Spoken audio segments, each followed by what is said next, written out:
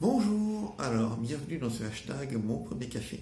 Aujourd'hui, on va vous parler d'une question que vous vous êtes tous posée au moins une fois. Est-ce que les frais de notaire sont négociables? Alors, juste une petite chose avant de commencer, c'est qu'il y a un entrepreneur qui vient pour faire des travaux sur la vitrine de l'agence et donc il risque d'y avoir un petit peu de bruit. Donc, nous allons donc passer au sujet qui nous intéresse, les frais de notaire. Alors déjà, évitez de parler de frais de notaire car si vous voulez garder de bonnes relations avec votre notaire, il va vous sauter dessus en vous faisant un laïus, en vous disant que c'est pas des frais de notaire, que c'est un abus de langage, que les frais de notaire sont composés de 80% de taxes et que là-dedans on rajoute en plus tous les débours administratifs qu'il va devoir faire et qu'il lui reste que la portion congrue de ses honoraires. Donc, est-ce qu'on peut négocier au final? Oui et non.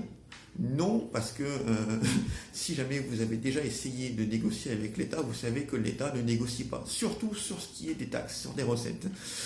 Il prend et il donne rarement.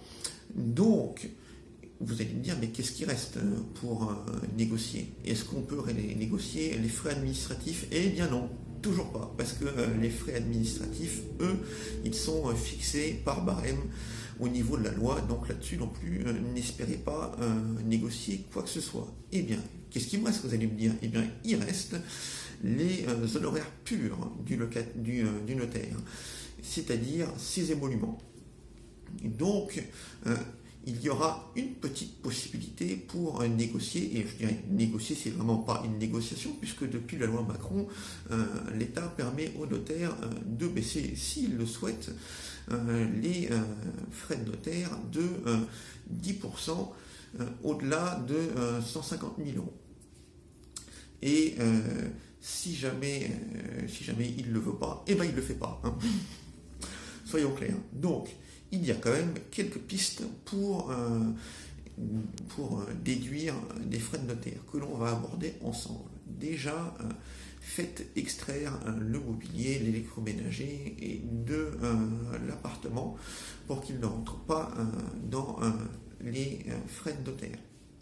Donc, certains notaires vous diront qu'il est de bonne loi de faire intervenir soit un commissaire-priseur, soit un antiquaire pour vérifier que le prix que vous donnez est vraiment le bon et que vous ne serez pas poursuivi par le fisc pour avoir essayé de gonfler la note. Mais de toute manière, vous ne pourrez pas être très embêté puisque la déduction maximum elle est de 5% sur le prix de la vente totale.